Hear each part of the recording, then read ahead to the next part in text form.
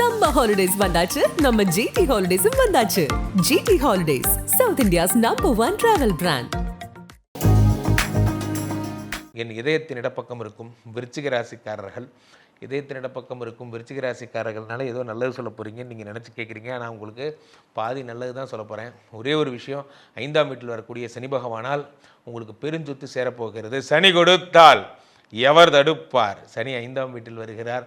உங்களுக்கு தடை பண்ண ஆளே கிடையாது. சனி கொடுக்க ஆரம்பிச்சிட்டார்.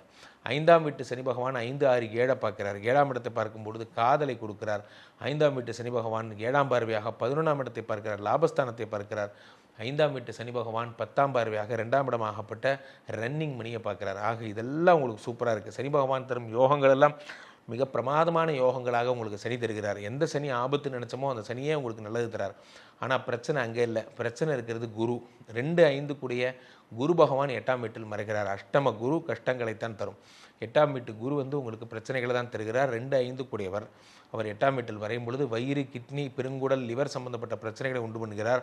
அதனால் வரக்கூடிய ஆபத்துகளை உங்களுக்கு தருகிறார். ஸோ அப்போ நிறைய தண்ணி குடிக்கணும், உடலுக்கு ஒவ்வாத உணவுகளை சாப்பிடக்கூடாது போன்ற விஷயங்கள் எல்லாம் இந்த குரு பகவான் 8இல் மறையும் பொழுது ரன்னிங் மணி என்பதும் இல்லாமல் போய்விடுகிறது. நீங்கள் என்ன பண்ணுறீங்கன்னா, அடுத்த ரொட்டேஷனுக்கு என்ன பண்ணுறதுன்னு தெரியாமல் கடன்கள் வாங்குறது, அந்த கடனை சரி பண்ண இன்னொரு கடன் வாங்குறது, அந்த கடனை இப்படியே தான் ஓடுமே தவிர ரொட்டேஷன் மணிங்கிறது இல்லாமல் போய்டும். இருந்தாலும் சனி பகவான் உங்களுக்கு 2ஆம் வீட்டை பார்த்து ஓரளவு நிவர்த்தி செய்கிறார். இருந்தாலும் உங்களுக்கு 2ஆம் இடம் என்பது 2 குடையவன் மறைவதால் படிப்பில் ரொம்ப கான்சன்ட்ரேட் பண்ணணும். குழந்தைகள்லாம், பிள்ளைகள், மாணவர்கள்லாம் படிப்பில் ரொம்ப ஜாக்கிரதையாக பாடங்கள் படிக்கணும். இருந்தாலும் ராகு பகவான் 4ஆம் வீட்டில் வருகிறார். 4இல் இருக்கும் ராகு உங்களுக்கு எந்த மாதிரியான பலன்களை தருவார் என்றால், உயர்கல்வி, உயர் பதவியை கெடுக்கிறதோடு இல்லாமல் கேரக்டர். ஸோ அது கேரக்டரில் நீங்கள் யார் கூட பேசிகிட்டு இருக்கீங்க, யாரோட பேசுகிறீங்க, ஃபோனில் யார், ஆண்களாக இருந்தால் பெண்கள், பெண்களாக இருந்தால் ஆண்கள், உங்களுக்கு கெட்ட பேர் ஏற்படுவதற்கான வாய்ப்புகள் உண்டு.